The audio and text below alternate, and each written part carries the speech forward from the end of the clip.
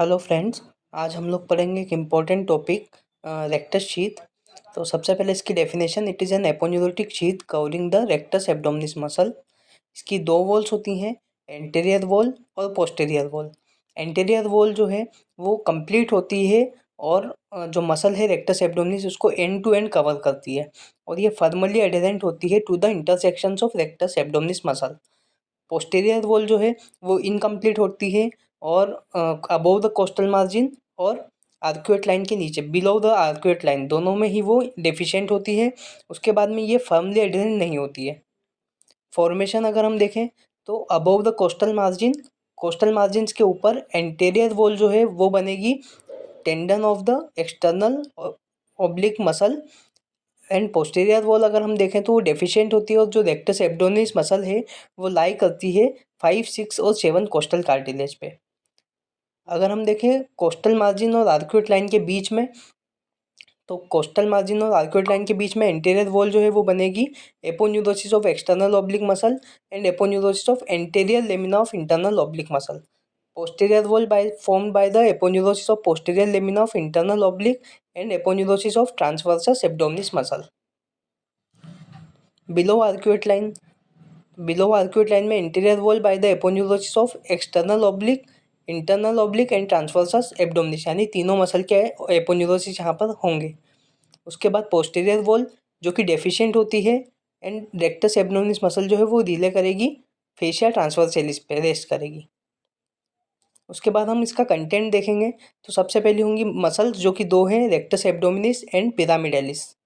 Arteries, superior epigastric artery which is a branch of internal thoracic artery and inferior epigastric artery which is branch of external iliac artery. Next vein, same veins रहेंगी, superior epigastric vein and inferior epigastric veins. Nerves, T7 to T11 intercostal nerve and T12 subcostal nerve. उसके बाद function, it checks bowing of rectus muscle during its contraction and it maintains the strength of anterior abdominal wall. इसके बाद हम इसके diagrams देख लेते हैं तीनों लेवल्स पे। सबसे पहले आएगा above the costal margin. Above the costal margin external oblique जो है उसका एपोन्यूरोसिस इसकी इंटीरियर वॉल बनाएगा और जो पोस्टीरियर वॉल है उसमें ये पोस्टीरियर वॉल डेफिशिएंट होगी और जो रेक्टस एब्डोमिनिस मसल है वो लाई करेगी on the 5, 6 and 7 costal cartilages पे। Next diagram, between the arcuate line and costal margin.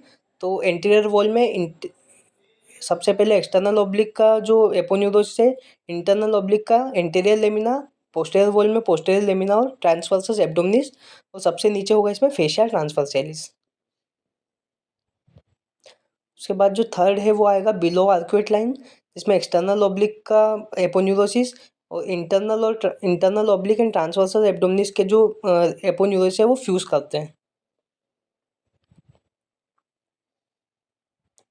Next हम देखें तो जो रेक्टस शीथ का डायग्राम होगा, सबसे पहले देखें ये रेक्टस एब्डोमिनिस मसल जो है वो बीच में होंगी। इसकी जो कोस्टल मार्जिन के अबोव है उसमें कोस्टल कार्टिलेजेस पे लाई करेगी। इसके नीचे जो होगा पोस्टीरियर वॉल होगा, इसके नीचे फेशिया ट्रांसवर्सेलिस। अगर हम ऊपर से बात करें तो सबसे पहले स्किन के नीचे आएगा interior wall of rectus sheath और इन दोनों के बीच में इंटरसेक्शंस होंगे। अगर इसके कंटेंट की बात करें तो सुपीरियर एपिगैस्ट्रिक आर्टरी आ जाएगी और इंफीरियर एपिगैस्ट्रिक आर्टरी आ जाएगी। Thank you.